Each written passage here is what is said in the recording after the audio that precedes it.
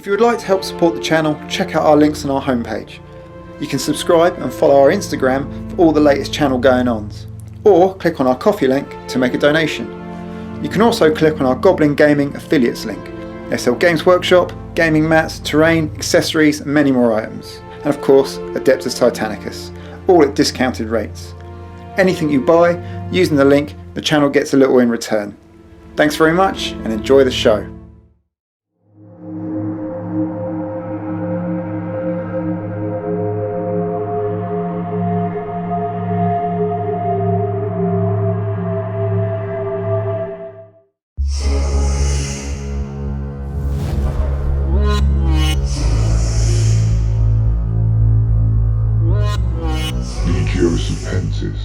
Princeps Autar Rhyme reporting. This is Princeps Majoris, Epsilon Mundi, of the Warlord Torment Eternal. Your orders are to intercept Battlecraft Invictus of the Legio Gryphonicus. After the complete annihilation of Battle of Honorum, we are falling back to the spaceport. Do whatever it takes, at any cost, to stop them. As you command, my Princeps. It will be done. Serpentis out. Hello Princeps and welcome back to Crucible Forge. It's been a while, about 5 months since our last battle report, and that's been due to COVID. So here we are, and we're going to get you updated, and then when we can film again we will get this campaign wrapped up. So if you remember, and if you can see on the map there was a big offensive from the Traitor side. They were getting a bit of a hammering, and there was 3 attacks made on the Loyalist forces. Down on the bottom there's the Mortis versus Solaria, and that was a victory for the Traitors. Up in the centre there was the Knights of House Maccabeus versus Gryphonicus, and they lost the game and took another hammering. Knights suffer in these campaign rules, and that is something I'll definitely look at in the future.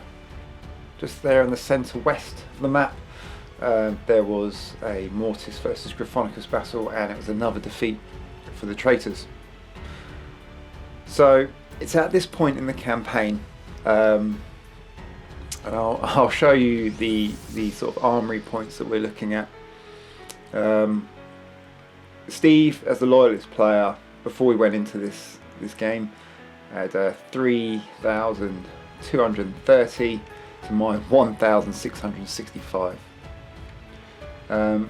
When I totted up the armory points from territories taken and held after these games, Steve gained 3,300 to my 1,600, giving him 6,530 in total. Now Steve will have to deduct his repairs from that, but at this point it's a little bit moot.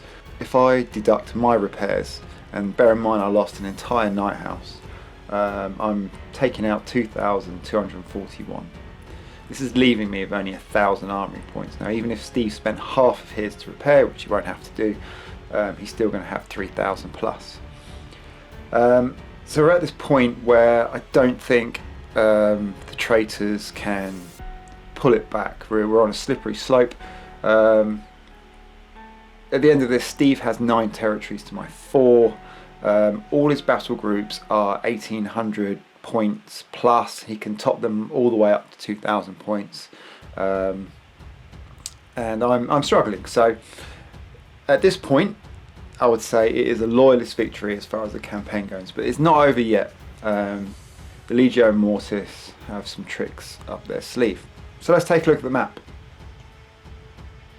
So here you see at the bottom there, the Legio Mortis Traitors, despite their victory, are now having to make a fallback move to the spaceport, like you saw in the silly bit of fluff at the beginning. And then again on that western side, the Mortis are dropping back, and they're making a final stand. In the centre there you can see the Night House completely obliterated, and they are no longer going to feature in the campaign. At this point we're not going to use any armory points, it's just going to be what we've got left, and obviously territories as well won't come into effect. If we look at the final honour points for victories and territories held, At the end of the last round, Steve had 66, I had 58, so it was actually very close, but Steve gained 39 in this round and I only gained 19, which gives him 103 to my 79, and then if you look at the way the battle groups are going, that lead is going to get bigger and bigger. There you can see the Gryphonicus and Solaria battle groups closing in on the Legio Mortis and getting helped out by the Knights. Now Steve was very, I don't know, it's cowardly the word to use, but after the first battle with my Knight House and he saw what happens to them and then how expensive they were, he basically opted to keep them out of the battles, use them to take territories and just fight with his Titans. Again, the Knight Houses were an issue in this. Hey, it's our first go, it was our first attempt at any kind of campaign, and the fact that we broadcast it as well, there's always going to be issues. Here you can see the remaining Serpentis is being used there as a blocker to try and stop that last Gryphonicus battle group coming in. They've been thrown under the bus in typical Mortis style, and their orders are to stop those Gryphonicus Titans joining the main assault on that spaceport.